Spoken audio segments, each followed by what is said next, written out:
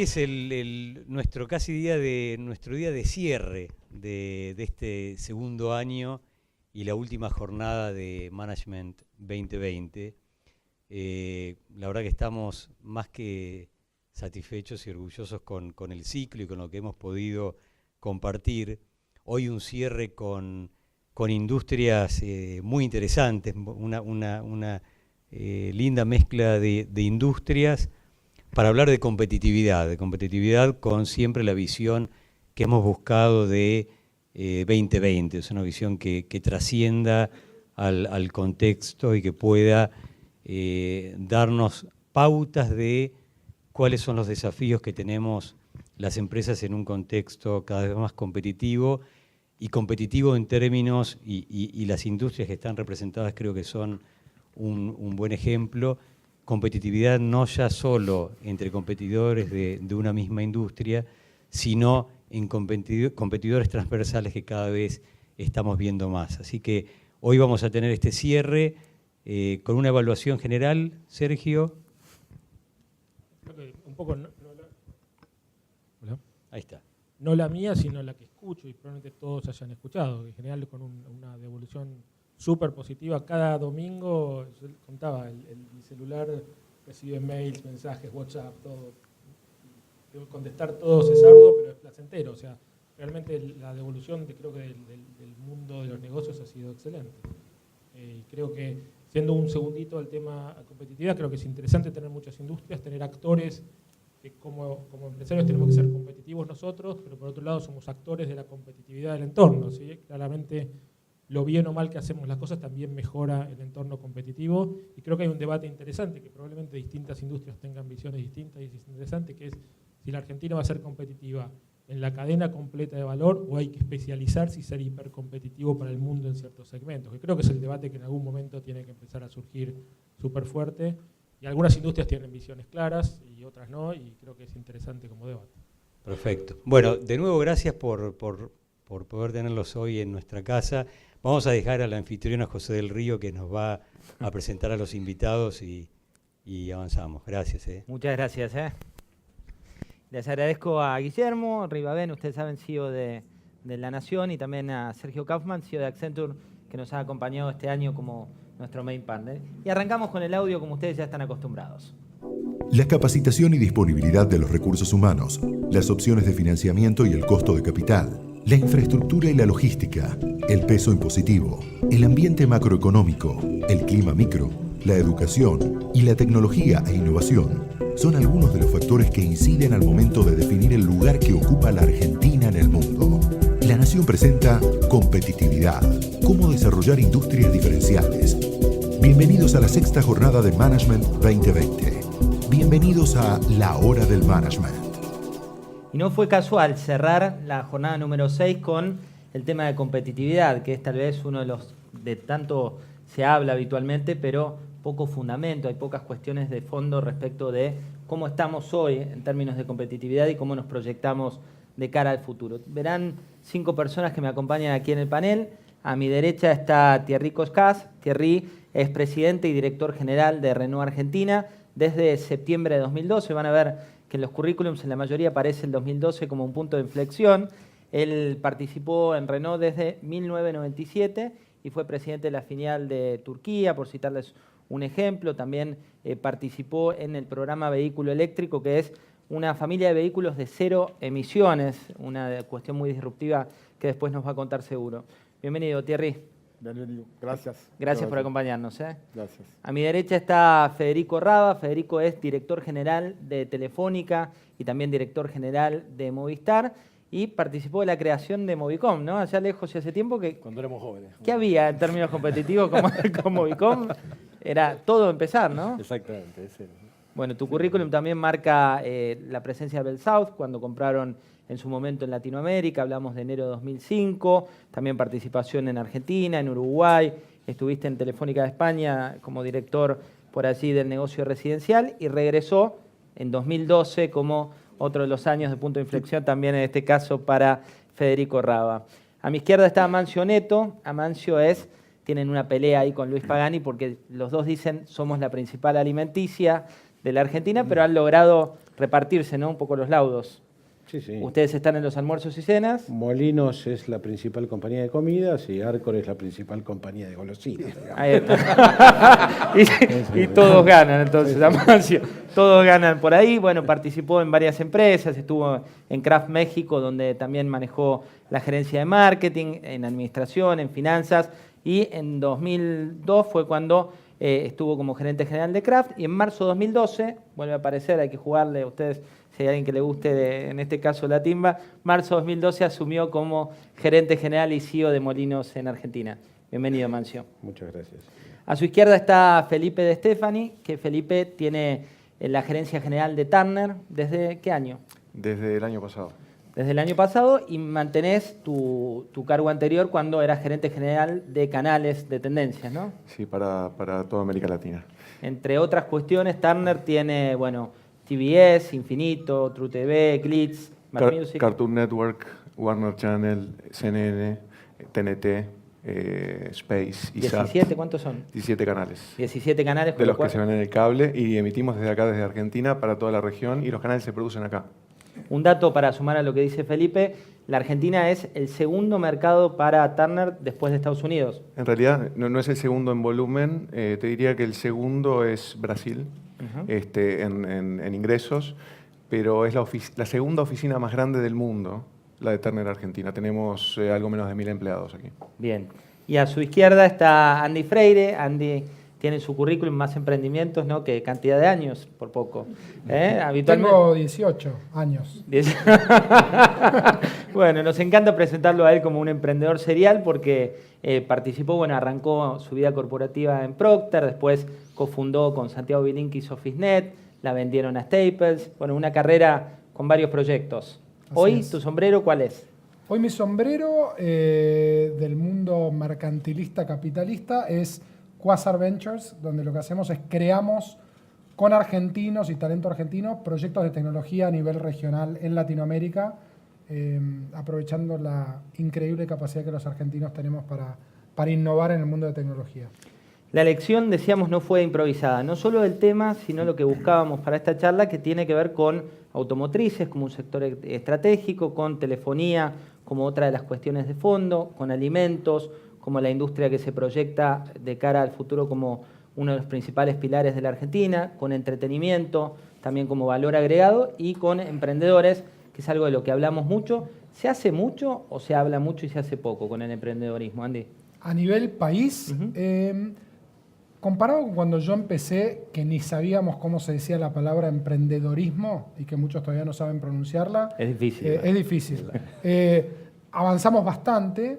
Yo sigo siendo muy crítico porque siento que hemos logrado que los gobiernos municipales, provinciales y nacionales hagan del emprendedorismo un tema y un tópico en su estrategia, pero no es una estrategia de Estado todavía. Así que como que soy crítico porque creo que todavía nadie lo hizo su estrategia de Estado, hacer del emprendedorismo un diferenciador para que Argentina se reinserte en el mundo y se potencie en el mundo. Entonces, creo que ahí tenemos un desafío. O sea, son estrategias de dirección general, de subsecretaría, pero no así una transformación transversal para todo el país. Federico, cuando vamos a tu carrera, decíamos recién, participaste de la creación de Movicom, allá lejos y hace tiempo. ¿Cómo está hoy la realidad en telecomunicaciones, en infraestructura concretamente? Mira, para ponerlo en contexto, en realidad el tema de las TICs, telecomunicaciones e informática, es una actividad que está creciendo exponencialmente porque forma parte de un proceso de una revolución, como se llama revolución digital, que empezó hace no demasiado, pero se acelera, que es el elemento común que tiene.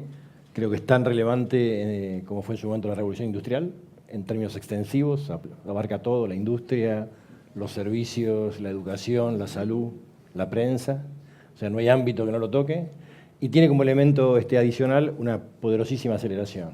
Entonces creo que lo que caracteriza este tiempo es que la tecnología como motor es lo que facilita un cambio en hábitos de consumo, ámbitos de diversión, es un tema estructural.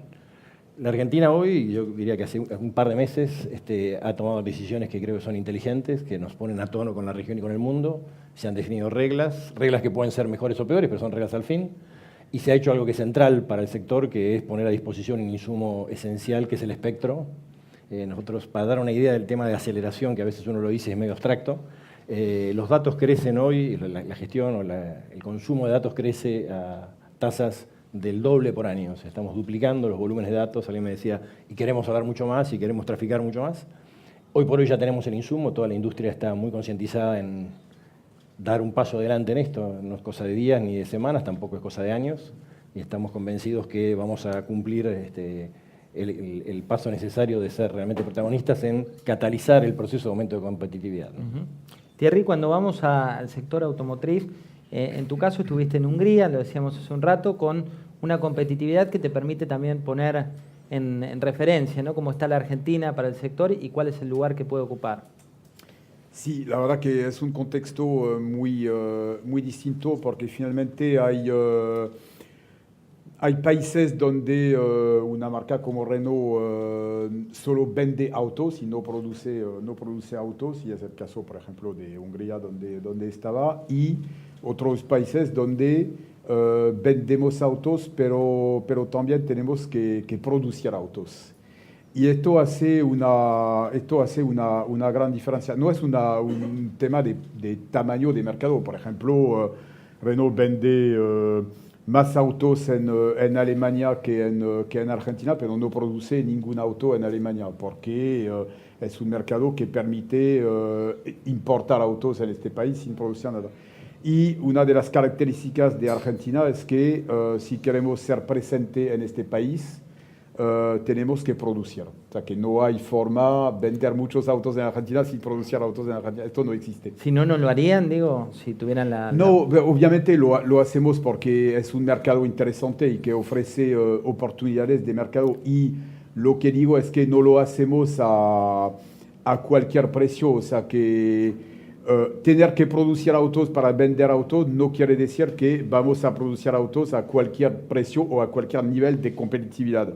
Esto es cierto. Buscamos, obviamente, la mayor competitividad posible, pero que tampoco puede ser comparable. Podemos luego dar ejemplos, pero no puede, la competitividad de Argentina, por ejemplo, no es comparable con la competitividad de otros países, pero que igual las condiciones no son las mismas. Amancio, cuando vamos al sector de alimentos, ¿qué tan competitivos estamos hoy en la Argentina? Creo que primero es importante definir, digamos, la competitividad no se aplica solo para ver cómo competimos en los productos en sí, también se aplica en cómo competimos por las inversiones. Y respecto a esto, tanto para competir en inversiones como para competir en los productos finales, ya sea locales o de exportación, nosotros estamos envueltos en dos tipos de negocios, los alimentos con marca envasados y la exportación de materia prima. Yo creo que básicamente lo que hace la industria en general y la industria de alimentos en particular es toma bienes de la naturaleza que compramos y los transformamos pagando sueldos, pagando tasa de interés o costo de capital de los proyectos de inversión y pagando impuestos. Si uno hace una interpretación contable de lo que hacemos, hay tres tipos de cosas o de gastos o de erogaciones en estas compañías. Y la verdad, en eso se ve con preocupación. La Argentina tiene un costo de capital no competitivo y no es algo que se vaya a solucionar muy fácil en los próximos años. Hace más de 50 años que le generamos problemas para cobrar a los acreedores, difícil que baje este costo de capital. En términos de salarios, es mejor tener salarios mejores, digamos, es mejor tener salarios altos para el consumo y para que el país se desarrolle. Entonces, uno diría, si tenemos salarios altos, si tenemos costo de capital alto, habría que tener una presión impositiva o una presión fiscal más o menos acomodada. Ahora, hemos aumentado 8 puntos la presión fiscal en los últimos años, según cualquier fuente que uno tome. Con lo cual, tenemos un desafío por delante, que con estos salarios, con esta presión fiscal y con este costo de capital, si no tenemos una productividad altísima, o sea, laburamos más y generamos, si tenemos una gran productividad y no tenemos una diferenciación clara en lo que ofrecemos, y esto es innovación y generar productos diferentes, la competitividad está amenazada, digamos. Felipe, y en entretenimiento, digo, vos hablabas recién de la cuestión de la segunda oficina más allá de Estados Unidos. ¿Por qué? Digo, ¿es rentable Argentina? Bueno, te doy un dato. Yo fui el empleado número 21 aquí y hoy hablamos de que tenemos aproximadamente 900 y algo de empleados. Así que bueno, la empresa creció mucho y creció, te cuento por qué. Nosotros tenemos un negocio que la mayoría de la gente no sabe porque cree que más bien el negocio nuestro sale por publicidad, pero nuestro mayor negocio es la suscripción.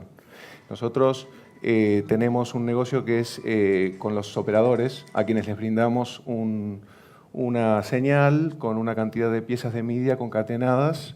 Son aproximadamente 150.000 a 350.000 piezas de media. Eso es un canal de televisión que va en una señal encriptada, o sea que es un negocio B2B, en donde el operador es el que operador de cable. El operador de cable de televisión paga, el operador satelital transmite. Entonces, nuestro negocio tiene un costo de startup muy alto. O sea, el hacer un canal de televisión es carísimo. Nosotros, de hecho, desde San Telmo no solamente emitimos los canales, sino que además los producimos. Y para emitir esos canales, digamos, tenemos una cantidad de cosas como redundancias, una cantidad de equipamiento que cuesta carísimo. O sea que el costo de startup es enorme, pero el negocio es un negocio de retornos crecientes con la escala. O sea que el nombre del juego para nosotros es escala. Esto es como una compañía de software. Básicamente vos producís algo y después vendés, y contrariamente a lo que Amancio nos estaba contando, nosotros en lugar de tener un costo asociado a la producción del bien, tenemos un costo del bien, pero después la duplicación es electrónica, con lo cual a nosotros nos sirve vender a muchos clientes, a muchas casas, y en realidad nosotros participamos con un revenue share de cada venta, llamémosle, a pesar de que no es tan así porque los operadores nos pagan en una tasa fija por canal, pero nos pagan por abonado por señal. O sea que en el momento en que crece el cable, que crece en forma exponencial, en América Latina fue de 20 millones de abonados hace unos años a 65 millones y está previsto que crezca a 120 millones en 2020. La penetración del mercado local es altísima también. La penetración es 85-86% y nosotros creíamos que no se podía crecer más, pero se puede crecer más. Entonces, claramente la compañía nuestra tiene una visión panregional y te diría global. O sea, nuestros contenidos, nuestros canales funcionan y funcionan globalmente. Y Argentina cumple un rol que es muy interesante porque es un rol de hub de producción. O sea que nuestro negocio no es vender en Argentina, a pesar de que en Argentina tenemos ingresos muy, muy grandes y es creo que el cuarto mercado en el mundo. Pero nuestro negocio, nuestro gran negocio para Turner Latinoamérica no es Argentina como mercado, sino que es Argentina como hub de producción, porque nuestro gran negocio es producir en Argentina y vender en Brasil y vender en México y vender en los demás lugares. O sea que nosotros hacemos toda la producción de los canales acá, hacemos toda la emisión de los canales acá, hacemos toda la innovación, porque te diría que en Atlanta hay un core team de estrategia y de stat planning, pero todo lo que es el día a día se hace acá en Argentina. Y de hecho, el valor de Argentina es ese, es que tiene, es muy competitivo para nosotros Argentina, porque tiene un gran valor desde el punto de vista de lo que es el capital humano. Fíjate que empezamos y tomamos esta decisión en el año 2003, donde habíamos quedado medio dados vuelta porque teníamos los costos en dólares en Estados Unidos y los ingresos en moneda evaluada en América Latina, y decidimos decir, no, vamos a atar ingresos y costos y vamos a ponerlo en el mercado donde haya probablemente más riesgo de una devaluación. Clarísimo, Felipe. Después te voy a preguntar acerca de esos valores, pero vuelvo un poco a vos, Andy, con el tema de los emprendedores, ¿no? Y una de las cuestiones que estamos investigando en Comunidad de Negocios, que es nuestro suplemento de los lunes, es cuánto te cuesta abrir un negocio en la Argentina, cuánto te cuesta cumplir con ese sueño que tenés, y lo que te da es que estamos muy por encima en términos de tiempos de la región. Eso también es una cuestión de competitividad.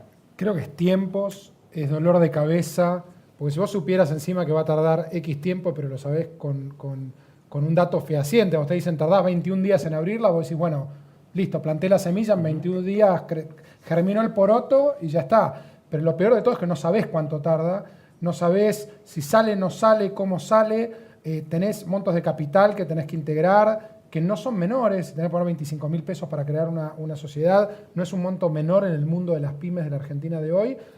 Y viendo hacia dónde va el mundo, ¿no? Donde yo desde acá puedo abrir una sociedad en Nueva Zelanda en 1 minuto y medio y por $100 desde la computadora de mi casa. Entonces creo que que parte del desafío de promover el emprendedorismo tiene que ver con seguir aprovechando el talento, que es nuestro diamante en bruto más increíble, que nos permite seguir innovando en la región desde Argentina, pero también crear la infraestructura para que pavimentemos mínimamente el camino, para que no sea una carrera de obstáculos, sino que sea por lo menos una carrera con pedregullo, más pedregullo, pero no saltando y bajando árboles con lianas, que es un poco lo que nos pasa a los emprendedores cuando queremos emprender. Federico, hablando de recursos humanos, cuando uno ve los últimos guarismos que te hablan de ingenieros, mayor cantidad de ingenieros, ¿cómo estamos hoy en términos de recursos? Yo creo que, bueno, primero el tema del talento creo que es un lugar clarísimo. Nosotros, siendo globales, estamos exportando permanentemente técnicos capacitados porque nos los, entre comillas, roban por la capacidad y la flexibilidad para trabajar con tecnologías nuevas. Lo que percibimos con la evolución tecnológica es que estamos llegando a situaciones problemáticas por la capacidad que tienen las distintas entidades, organismos académicos para generar profesionales en cantidad, porque la calidad ya está garantizada y creemos que ahí hay un tema que más temprano que tarde va a empezar a aparecer y para el cual creo que es esencial generar una conversación entre las empresas y las universidades y los lugares que desarrollan talento para, de alguna manera, generar una perspectiva un poco más clara, porque si no, no solamente en el sector de las telecomunicaciones y las TIC, sino en energía, en otras áreas, yo creo que van a haber situaciones que justamente en la ecuación de valor, cuando uno dice ser competitivo, hay variables económicas, obviamente, pero hay variables de talento que son esenciales y que determinan la capacidad y la velocidad de respuesta, ¿no? ¿Hoy la demanda está superando a la oferta en términos de ingenieros? Yo diría que tendencialmente sí, tendencialmente sí. Bien. Thierry, en el caso del sector automotor, ¿es más competitiva la Argentina en términos de recursos humanos o no?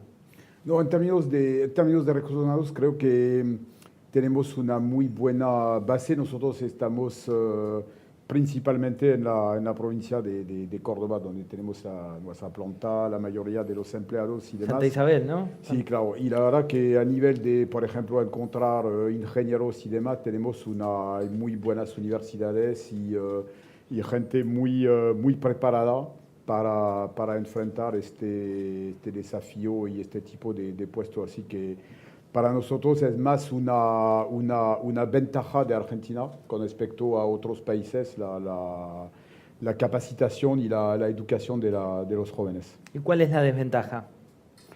Y obviamente hablando de competitividad, te voy a dar un ejemplo muy sencillo. Nosotros producimos Fluence en nuestra planta de Córdoba. Podríamos importar el mismo auto de Turquía, que es un país súper competitivo, donde todo es muy barato.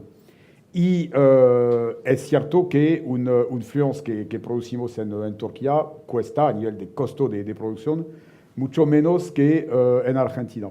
Pero si importó este auto, lo importó con 35% de arancel. Y al final, cuando llega el auto, cuesta más que el mismo auto producido en Argentina, a pesar de la diferencia de costo. Así que lo que quiero decir es la competitividad no lo puedes medir, digamos, de una manera abrupta a nivel mundial. Tienes que tomar en cuenta lo que es tu mercado, las condiciones del mercado y demás. Y obviamente Argentina no es el país más competitivo del mundo, pero tomando en cuenta las condiciones de este mercado, tiene buenas posibilidades, lo que recién hicimos anunciando dos proyectos mayores en nuestra planta, tiene posibilidad de ubicar grandes proyectos industriales, tomando en cuenta la competitividad relativa de Argentina con respecto a sus vecinos. Amancio, fuiste muy claro respecto del diagnóstico, ¿no? Pocas veces se escucha tanta crudeza con el tema de 50 años de historia, no remitiste a un modelo u otro modelo, sino a una historia económica del país. ¿Se puede cambiar eso o es parte de nuestro ADN? Sí, yo creo que como todo tema de base cultural, más allá de que política o económica, requiere muchos años cambiarla. Los que hemos trabajado en algunas compañías y en las que se ha generado un cambio cultural, sabemos que es una cuestión de largo plazo y que también cada tanto aparecen los fantasmas del pasado repitiendo conductas. pero digamos, yo creo que hay que arrancar, o sea, en la vida todo es empezar. Hay que arrancar pagando las cosas, o sea, cumpliendo y digamos, nuestros hijos y nietos van a tener un menor costo de capital. Por otro lado, creo que así como tenemos, y creo que queremos tener salarios altos y no podemos hacer nada con el costo de capital, sí podemos bajar la presión fiscal. Del otro lado, tenemos una capacidad de innovación y de productividad más alta que el promedio. Lo que pasa es que cuando uno mira los números públicos, no te da que si bajás la presión fiscal, tendría que cambiar también el gasto público. Y bueno, o sea, ese es el trabajo. Digamos. La verdad que en los últimos años, en los últimos 10 o 12, no me acuerdo, años de la serie, la subimos 8 puntos. Y la verdad que todos queremos bajar los impuestos. Uno agarra los diarios y agarra La Nación, y dice, solo La Nación. Está el que pide que bajen las retenciones. El otro que pide que bajen los impuestos al salario, el otro que pide los impuestos municipales, el otro los impuestos distorsivos, yo me anoto con la baja del IVA de alimentos, él anota, o sea, todo. Entonces, algún impuesto hay que bajar. No sé cuál, creo que eso es, pero sí creo que a largo plazo hay que bajarlo. Pero ojo, no quiero dar un mensaje pesimista. Hay cosas que las tenemos... Creo que para nadie sería pesimista que bajen los impuestos. No. Pero lo que quiero decir es, en esto estamos mal, por el otro lado tenemos en algunos sectores una productividad increíble. Nuestro campo es capaz de alimentar alimentar una buena parte del mundo con 30% de retenciones y el tipo de cambio no muy ventajoso. O sea, tenemos una productividad cuando vos mirás, y en algunos temas de innovación que parte de nuestras universidades, de la capacidad. La innovación no es más que conocimiento y atrás de todo es innovación. O sea, yo siempre digo, a veces en algunas charlas en la compañía, no es que Newton estaba tirado así, se le cayó la manzana y se le ocurrió. Es que tuvo una vida de estudio y de dedicación y estudió mucho y sabía mucho. Entonces, me parece que eso es esperanza. Y bueno, habrá que bajar de a poco la presión fiscal, administrando qué se baja para compensar eso, y del otro lado, cada vez más conocimiento, cada vez más innovación y cada vez más productividad. Esto es lo que hay que combinar, digamos. Andy, ¿querías agregar algo? Yo creo que la resolución a ese dilema de los impuestos, de la sábana corta, que si tiro de los impuestos y bajo los impuestos me quedo sin gasto público, se resuelve desde la innovación. O sea, yo estoy siguiendo mucho el caso de las cápsulas de café, ¿no? Para no decir la marca, pero Suiza genera $2.000 millones de rentabilidad por año con su negocio de café. No hay un arbusto de café en Suiza, ninguno. Alemania genera 1/3 de la rentabilidad por la industria del café y es el principal exportador de café en grano tostado, 180.000 toneladas al año. Y vos decís, ¿cómo puede ser que Alemania, un país súper desarrollado, vende 180.000 toneladas al año y genera 1/3 de la rentabilidad y genera Suiza, que no tiene un arbusto de café? Entonces, y si vas para atrás, llegás a Brasil, que vende café en grano crudo y que es el que menos rentabilidad le saca al negocio. Entonces, vos tenés el grano sin tostar, el grano tostado y la cápsula de café. Entonces, la innovación yo creo que es la respuesta a poder hacer que la sábana sea más grande y que puedas tirar de la sábana y no te destapes los pies. Y creo que tenemos el talento, pero lo que nos falta es, volviendo a lo que te decía antes, la innovación como estrategia de Estado, que es que realmente logremos innovar, generar emprendedorismo en todas las industrias. En la industria del campo, yo veo que con la soja son muy productivos, pero dentro del paradigma de producir soja. Y la pregunta es, ¿qué podemos producir? Bueno, ¿por qué no podemos producir drones? Hay casos interesantes ahora de empresas de drones que están transformando el agro porque están pudiendo plantar con el uso de drones superficies enormes en muy poco tiempo. Entonces, creo que esa es la manera en que tenemos que empezar a pensar distinto.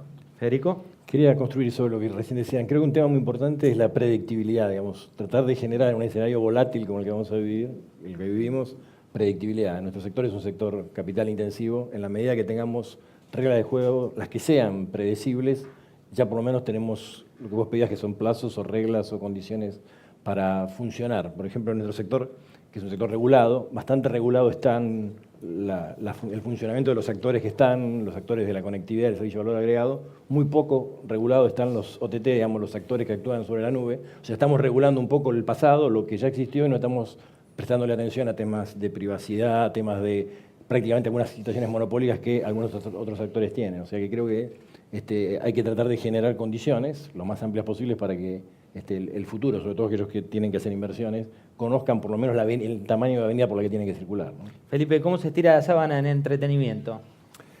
Bueno, yo estoy de acuerdo con Andy, obviamente, en el asunto de la innovación, que es un tema clave, y yo le agregaría también que no es solamente innovación, sino que también la gestión de esa innovación. Y creo que el asunto... Argentina tiene una bendición que es una maldición al mismo tiempo, que es la gran capacidad de adaptabilidad que tiene el recurso humano argentino. O sea, es esa cosa darwiniana de sobreponerse a cualquier cosa y, digamos, y seguir esa resiliencia y el poder sacar de repente de una cosa que no existe algo y de poder sobreponerse a situaciones terribles y salir adelante y todo lo demás. Y yo como uruguayo, pues soy uruguayo, y no vivo hace tanto en Argentina, viví bastante tiempo en Estados Unidos, pero viví un tiempo en Argentina antes de haber vuelto en el 2009,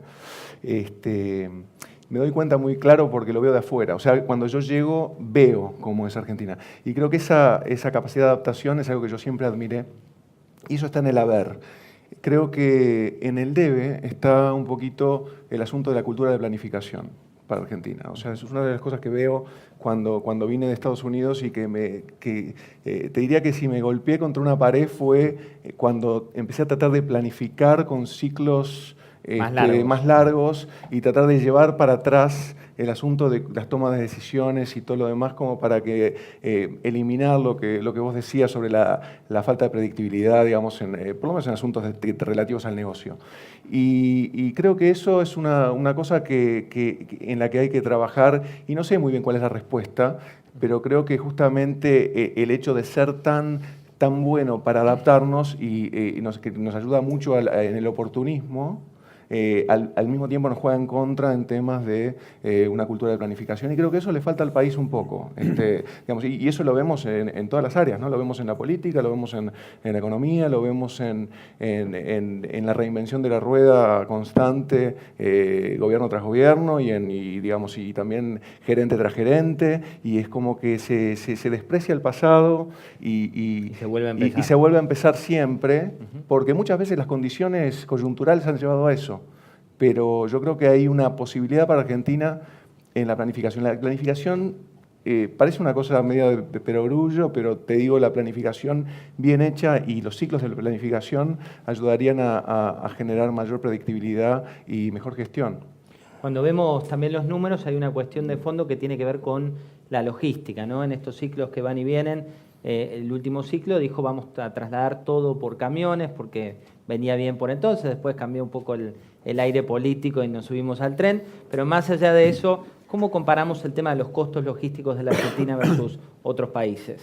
Bueno, para nosotros es un tema mayor porque la industria automotriz lleva muchos costos logísticos tanto para traer piezas como para luego trasladar los autos.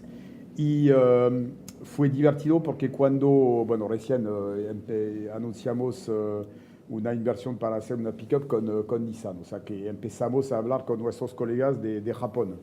Y desde Japón a un momento, empezamos, no conocían mucho Argentina. Y se dieron cuenta de que Córdoba no es frente al mar, es en el medio del país, que fue una gran sorpresa para ellos. Y ellos nos dijeron, esto, lo siento, pero es un problema porque, todas las plantas están frente al mar, porque obviamente ponemos todos los autos directamente en un barco y demás. Y entonces, dijimos, lo siento, no puedo trasladar Córdoba a Buenos Aires, eso no va a funcionar. Tenemos una planta desde 60 años ahora, que festejamos 60 años y no vamos a hacerlo. O sea, que o es en Córdoba o hacemos otra cosa. Y es cierto que es una desventaja y es una desventaja, pero igual como no puedo hacer mucho porque no voy a mudar la planta, hay cosas que tenemos que hacer hay cosas que podemos hacer nosotros y cosas que tenemos que pedir, digamos, a las autoridades públicas. Voy a dar ejemplos súper sencillos. Cosas que podemos hacer nosotros es intentar traer más proveedores cerca de la planta. Hoy la mitad el clúster de proveedores que le llaman. Claro, o sea que hoy la mitad de los proveedores están a 50 kilómetros de la planta.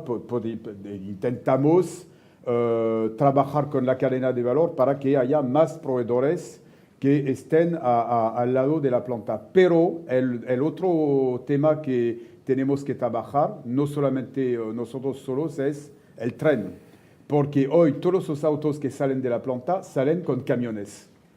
Y es caro y no es, bueno, hay que llevar los autos que se exportan a Brasil, hay que llevarlos a 700 kilómetros hacia el puerto. Y si pudiéramos traer todos estos autos por tren hacia Buenos Aires o el puerto de Zárate o cual sea, y ahorraríamos un montón de plata. O sea que es un desafío grande, no es algo, bueno, hablamos de 2020, no es algo que vamos a resolver en 2 años, pero sí o sí hay que trabajar sobre este tema. Hoy 85% más o menos de la carga en la Argentina va vía camiones, con lo cual el porcentaje se ha ido incrementando en términos de participación muy fuertemente. Amancio.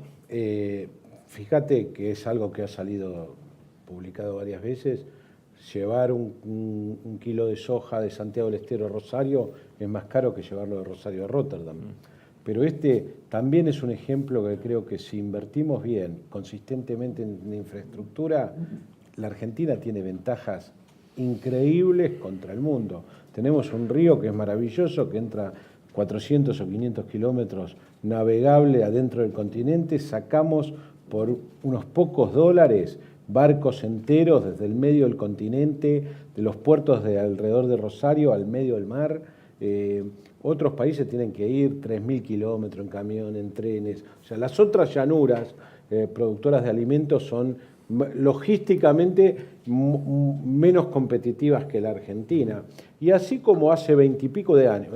Hay un muy buen ejemplo porque uno dice, bueno, la soja es un commodity, agrega poco valor. Hace 25 años o algo más empezó la siembra directa, que fue una innovación para el mundo increíble, aumentamos la producción. Hace 15 años o 10 solo producíamos con la soja, la molíamos y hacíamos harina de baja proteína. Después hicimos harina de alta proteína. Ahora estamos haciendo harina de baja proteína libre de salmonela. Creo que podemos hacer con otras texturas, o sea, hay mucha innovación para aplicar desde que se siembra en el campo hasta que el barco está en el medio del mar, y que la Argentina ha demostrado que año a año mejora.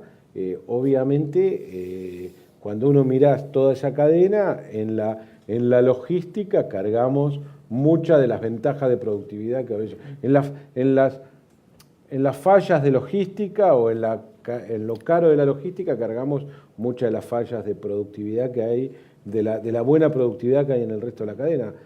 Pero otra vez, o sea, si seguimos innovando y mejorando la infraestructura, ahí hay un montón de valor para generar y tenemos realmente una ventaja competitiva contra cualquier lugar del mundo. Recuerden que ustedes también pueden preguntarlo, pueden hacer vía escrito, las promotoras me alcanzan habitualmente las preguntas y siempre suma, como les digo habitualmente, saber qué quieren preguntar aquí a los que están en el auditorio. Me pongo traje de antiempresario, me saco la corbata por un rato y digo, siempre que se habla de competitividad se habla de dólar, de tipo de cambio, de la relación peso con dólar. La dejo abierta para quien quiera tomar el guante. ¿Cuándo incide realmente esta competitividad, el tipo de cambio o el devaluar el peso local? ¿Quién es el valiente? Minuto en el aire. No. ¿Andy? Bueno, soy el valiente. Sos el valiente. Muy bien. Quiero contestarla yo, ¿puedo? ¿Cómo no? Bueno, a ver, en el mundo de la tecnología, tu competitividad es directa, porque no tenés muchos otros costos de producción, es tu salario y tu materia gris cuánto cuesta en dólares. Y hoy Argentina, como en el caso de Turner también, tenemos una ventaja de costos fenomenal en relación al talento. O sea, un programador, un desarrollador de tecnología en la Argentina comparado con un desarrollador de tecnología en Brasil, es un abismo la diferencia. O sea, compañías que yo creé como Restaurando.com, estamos en 9 países y el 80% de los empleados están acá. Entonces, y mientras el tipo de cambio te permita hacerlo, eso va a seguir ocurriendo. Entonces, el tipo de cambio tiene una influencia directa. Pero también hay otra cosa, que es la previsibilidad del tipo de cambio. Yo creo que una cosa es el valor absoluto y otra cosa es la tendencia en el tiempo. Porque podemos tener una situación competitiva como la que tenemos hoy todavía en términos de materia gris y el costo en dólares comparado con Brasil, Colombia o México. Pero por otro lado, la pregunta es, ¿y cómo se va a mover esto en el tiempo? ¿Puedo confiar en que esto se va a sostener? Porque voy a tomar decisiones de inversión donde voy a contratar personas que, por los costos que es despedir personal, por los costos que es generar movilidad personal, tengo que estar muy seguro antes de hacerlo.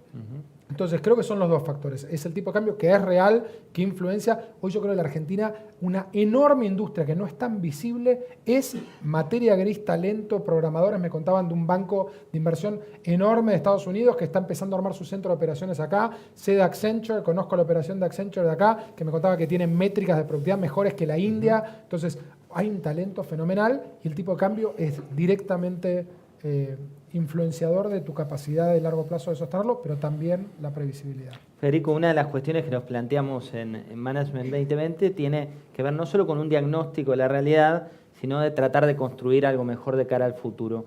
¿Cómo se puede mejorar la competitividad en el sector en el cual ustedes compiten? Mira, la clave para hacer la mejora en general de competitividad en un área de servicios que está dentro de la cadena de valor como una parte de la infraestructura es básicamente tener una visión sistémica. Yo creo que están como hay 3 dinámicas temporales, una de corto o más inmediata, que son variables económico-financieras, que son las que más determinan, otra infraestructura en sentido amplio, logística, energía, comunicaciones, y otra que es educación e institucionalidad y otras cosas, ¿no? Yo creo que si uno quiere realizar mejoras que sean sostenibles en el tiempo, hay que trabajar simultáneamente en las 3 dimensiones, porque cuando uno trabaja en una sola, lo que normalmente ocurre es algunas situaciones, por ahí con el tema de dólares, que son casi oportunísticas, que son puntuales y que no permiten, difícil imaginar que sean sostenibles en el tiempo, o problemas como los impuestos. Yo creo que la clave en un área de servicios, donde todos uno compra y vende servicios, es generar una situación donde se trabaje en las 3 dimensiones, la más inmediata, la estructural de infraestructura y la de largo plazo, que es educación y de alguna manera. Y creo que la variable central en todo esto es que cualquier curva que mida la competitividad de un país, siempre la variable con la que más correlaciona es con desarrollo. Digamos, un país competitivo es un país que tiene desarrollo. Entonces, cuando hablamos de competitividad, hablamos de desarrollo, y desarrollar a Argentina, 50 años más, 50 años menos, es toda una tarea. Así que si queremos ser competitivos, tenemos que asumir la tarea de generar condiciones verdaderas de aumento del ingreso per cápita que realimente mercado interno, mercado externo, o sea, hacer una visión realmente sistémica, ¿no? El costo que se calcula de una devaluación y cuánto tarda en recuperarse la economía argentina es de 6 meses. Digo, con la inflación actual, los economistas estiman que en 6 meses esa mejora de competitividad que se dio por una devaluación se termina perdiendo a raíz de una cuestión que no es de fondo, sino que tiene que ver con el tipo de cambio concretamente. Thierry, ¿cómo se mejora la competitividad en el sector automotor en la Argentina? Bueno, nosotros somos una industria que no puede pensar a corto plazo. O sea, que los tiempos, para darte una ilustración, para desarrollar un auto son 4 años y luego el auto se va a vender durante 6 o 7 años. O sea, que estamos hablando de 10 o 11 años. Había un antiguo presidente de Renault, del grupo Renault, que decía que la industria automotriz es una batalla de nulos porque estamos invirtiendo un montón de plata a muy, muy largo plazo y con un retorno que es finalmente muy pequeño porque es una industria que hace que genera poca margen. Y en los proyectos que recién decidimos, por ejemplo, en Argentina,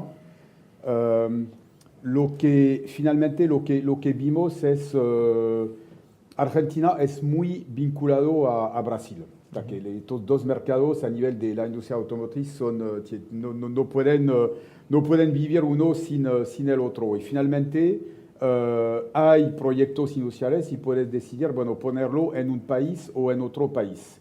Y finalmente podíamos decidir poner todos estos proyectos en Brasil Y nosotros explicamos, bueno, si hacemos esto no va a funcionar porque no puede ser que vendamos autos en Argentina sin producir autos, como lo comenté. Así que levantamos la mano para decir, bueno, queremos estos proyectos en Argentina.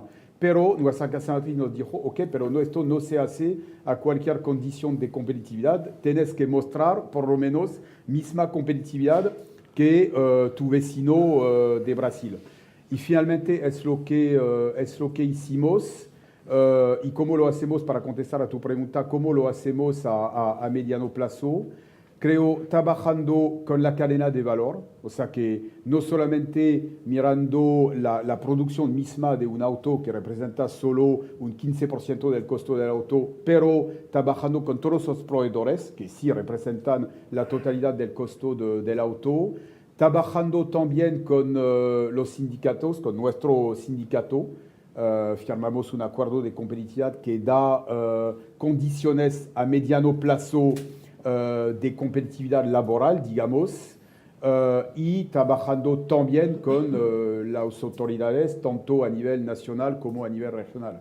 Es cierto que cuando llegas con un proyecto de, bueno, el último $600 millones, generas un cierto interés. Hoy el 85% de los envíos de la industria automotriz van a Brasil, por eso la dependencia a la que hacía referencia. Absolutamente, o sea que una vez más no sirve compararse, por ejemplo, con países súper competitivos tipo Turquía o Corea, pero sí lo que nos dijo claramente la casa matriz es no vas a tener estos proyectos si no nos aseguras misma competitividad que Brasil. Felipe, imagino que cuando mirás el mercado de entretenimiento se compite con todo el mundo como ocurre en todas las industrias, como recién planteaba Andy, pero hay algunos rivales particulares que siempre se te acercan un poco al buscar una inversión. ¿Cuáles son hoy en el mundo los competidores en términos de entretenimiento de este sector rioplatense, para honrar también a Uruguay? Perdón, la pregunta es ¿con quién competimos? ¿Con quién competimos nosotros? Y bueno, competimos dentro de la industria del cable o de la televisión paga. Alejandro está ahí, me reta cuando digo cable, porque no es cable, es televisión paga, es satelital, cable y todo lo demás. Competimos, tenemos competidores intraindustria, llamémosle, como Fox, Discovery, etcétera, Disney. Tenemos también competidores en lo que es digital, específicamente, llámese OTT, los que están ofreciendo digamos, contenidos en otras plataformas que no son cable. Competimos contra televisión abierta, competimos contra un montón de jugadores. Ahora, el nombre digamos, del juego en términos de competitividad es, y vuelvo de nuevo a lo que decía Andy, es la innovación. Y para nosotros la única constante es el cambio. Concretamente, ¿en qué se ve la innovación en entretenimiento y en la Argentina? Y en todas las cosas. Tenemos innovación, llamémosle evolutiva, mejorar procesos dentro de lo que es el trabajo. Hay muchas cosas que se hacen porque se vienen haciendo así históricamente y tienen una razón, digamos, histórica, y muchas veces las compañías no se plantean por qué las cosas se hacen así, y cuando uno empieza a analizar por qué se hacen así, se da cuenta que en realidad no hay una razón lógica, sino que cambiar un proceso muchas veces genera niveles de rentabilidad mayores. Y hay innovación disruptiva, y la innovación disruptiva es un asunto, te diría, de supervivencia, porque lo que estamos viendo en el mercado es que los ciclos de invención se acortan y se acortan cada vez más rápidamente. O sea, de la invención de una cosa a otra cada vez hay menos tiempo, y las compañías se adaptan mucho más lento que los mercados. O sea que el tema es un tema de supervivencia, y te diría que nosotros en este momento vemos en el negocio de la televisión paga un negocio que tiene gran crecimiento en América Latina, pero ese no es la realidad en el resto del mundo. Por ejemplo, vemos un Estados Unidos donde la televisión paga está en una meseta, digamos, con un declive leve, pero declive al fin, y donde la disrupción realmente ha venido por parte de los de los jugadores que están ofreciendo contenido bajo demanda, digamos, on demand, que son los jugadores de OTT, Netflix por sobre todo, y eso hace que la compañía deba entrar en una cantidad de mercados en donde antes no estaba y ofrecer una cantidad de servicios que antes no ofrecía, y entrar en asuntos como, por ejemplo, que antes tomaba como un poco menos importantes, y te digo,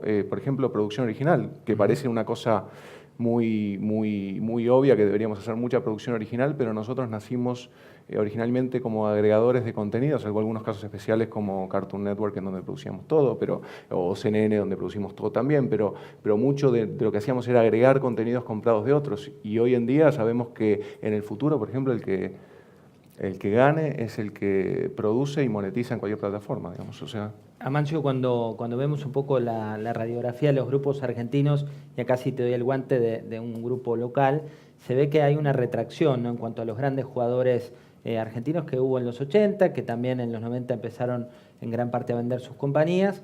¿Por qué cuesta tanto mantener un grupo argentino y por qué teniendo tanto potencial el país? Mirá, yo tenía un profesor de administración financiera que decía: solo existen Dios y la tasa de interés. Y la verdad que hoy nosotros somos un grupo conocido por ser desarrollador, y muchas veces tenemos aspiraciones, tenemos algunas compañías o participamos de algunos negocios en el exterior, y nos encontramos que, por ejemplo, salió a la venta hace un par de años una de las principales compañías de alimentos de Chile, que era un target nuestro de mucho tiempo. Ahora, la verdad que cuando vas a evaluar, digamos, el que tiene mejor tasa de interés, llámese por crédito o porque el costo de capital, tiene una ventaja para comprar. Y lo mismo pasa al revés, o sea, para cualquiera de afuera tiene una ventaja para competir por activos en la Argentina.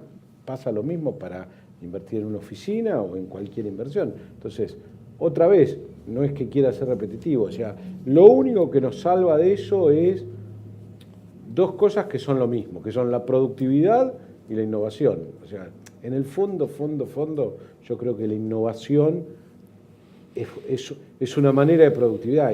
Vos le entregás al otro más por tu trabajo, vía porque haces más cosas con tu trabajo, o vía porque haces cosas diferentes y más innovadoras.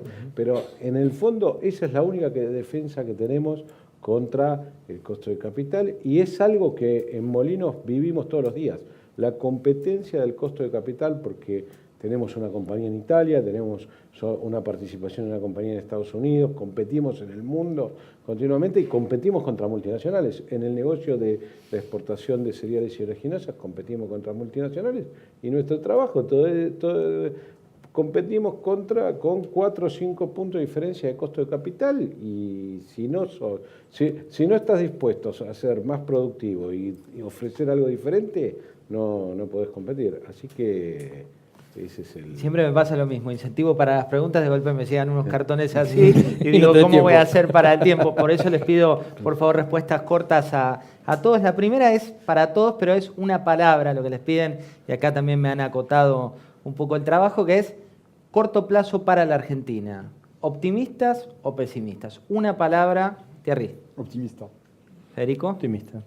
Mancio. Optimista. Felipe. Pesimista 2016, optimista 2017. Felipe es más larguero. Felipe. Dijo corto plazo. Andy. Súper optimista. Dijo corto plazo, la Súper semana que viene. Corto plazo. No era la semana que viene. No era Sí, corto más plazo, o menos. La Argentina es la semana que viene. Súper optimista. ¿Y en el largo plazo? Optimista también. Federico. Incrédulo. Incrédulo, muy bien. Amancio. Tenemos que cambiar mucho. Si queremos ser optimistas, tenemos que cambiar de décadas y décadas de habernos comportado todos de una Más manera. escéptico sería tu título. Sí, te quiero ver en mesa. Ver para creer, dice Amancio. Felipe. Concuerdo. Andy. Optimista crónico. Muy bien. Y serial, te puedo poner optimista serial y cambiamos el título, lo adaptamos. ¿Consideran que las alianzas con otros países, como el caso de Brasil, son estratégicas, en este caso para vos, Thierry, o somos complementarios o competitivos en el fondo? No, creo que somos complementarios y que uno puede beneficiar del otro como como mercado tenemos a nuestra puerta un mercado hablo para mi industria 5 veces más amplio que el mercado argentino, así que es una oportunidad enorme para nosotros. Federico, hablaste de una revolución que viene y lo que te preguntan es cómo se acompaña esa revolución, si es con inversiones. La revolución ya vino, ¿no? Ya está. Me parece mal, la revolución ya está, lo que está es la velocidad de aceleración. En realidad la respuesta a eso es poner en tiempo y en forma las tecnologías que están disponibles, digamos. Yo creo que hoy, como traté de decir al principio, tenemos los elementos como para dar ese salto cualitativo que haga que el sector TIC, que es clave en lo que haga en los próximos 2 años para garantizar la competitividad de la Argentina al mediano plazo. Amancio, hablaste de molinos como tal que se dedica a la producción de envasados, también exportación de materia prima. Te preguntan cuál es el rubro al que le ves más potencial dentro de estos 2 negocios. Yo creo que la Argentina hoy produce mucho menos, el campo argentino produce mucho menos de lo que su potencial da y el mundo lo va a demandar. Más allá de que hoy hay stocks demasiado altos en el mundo, que si China crece un punto menos, la Argentina puede, no digo duplicar, pero tiene al alcance de la mano aumentar más del 50% su producción del campo, y Molinos, como otras 5 o 6 compañías, somos un factor en poder sacar esa producción hacia el mundo. Entonces ahí veo claramente un potencial muy alto, y en el otro me voy a repetir, creo que si tenemos planes concretos de innovación que implica entregar productos diferenciados a los consumidores, y creo que en los últimos años hemos tenido bastantes éxitos en este sentido, también las tasas de crecimiento son altas. Me parece que dado que los argentinos somos 40 millones, comemos 14 veces por semana y tenemos un alcance regional o internacional más limitado, en el área de productos empaquetados, el crecimiento puede ser más lento que en el otro, donde si los argentinos hacemos las cosas bien, los tenemos al alcance de la mano. Digamos, Felipe, hablaste también de una revolución distinta, pero hablabas concretamente del negocio de ustedes. ¿Qué es lo que está pasando hoy en términos de vida útil? La pregunta que te hacen acá es si las marcas expiran más rápido cuando hablamos de medios o no. Sí, yo creo que hay una fragmentación de las audiencias muy importante y las marcas son cada vez más importantes, pero a la vez cada vez más efímeras, y que el trabajo de una marca tiene que ver con la relevancia de esa marca en el día a día desde el punto de vista de consumo, y se pierde, cosas que no se pueden mantener con marketing solamente. O sea, el marketing ha cambiado también y creo que tiene que ver con el cambio aceleradísimo que estamos viviendo, y vemos nuevas marcas que de repente se han transformado en referentes absolutos que no existían hace unos años o que no estaban en el radar hace unos años, y está habiendo un gran cambio en ese sentido también. Andy, hay un índice que elabora Accenture anualmente y que tiene que ver con la densidad digital, ¿no? Con esto de entender, de medir, de manejar puntualmente la penetración de las tecnologías y cómo impactan. Y vos hablaste concretamente de algunos negocios en los cuales la Argentina marca diferencia. ¿Por qué se puede ser tan innovador dentro de tecnología y generar marcas globales en el país hoy?